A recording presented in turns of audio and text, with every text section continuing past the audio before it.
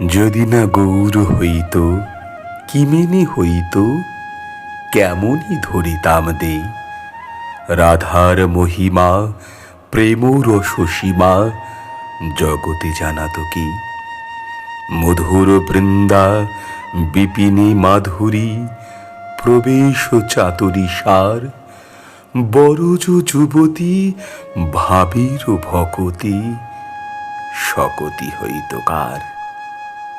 আসলে প্রেমের ঠাকুর শ্রী চৈতন্য মহাপ্রভু যদি আবির্ভূত না হতেন, তাহলে প্রেমময়ী রাধারানীর ওই প্রেমের কথা, তার মাধুর্যের কথা আমাদের কাছে অজানা অধরাই থেকে যেত।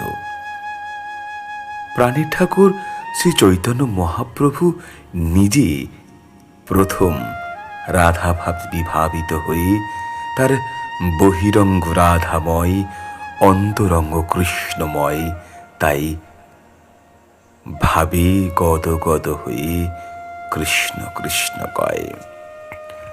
কৃষ্ণকে পাওয়া যে কত কঠিন একমাত্র রাধারানী কৃচ্ছ সাধনের মাধ্যমে দেখিয়েছিলেন।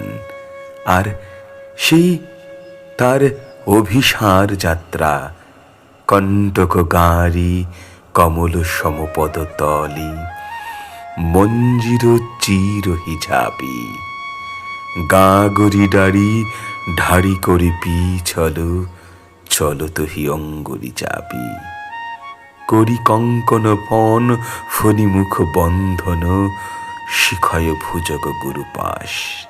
এই যে রাধারানীর কৃচ্ছ সাধন,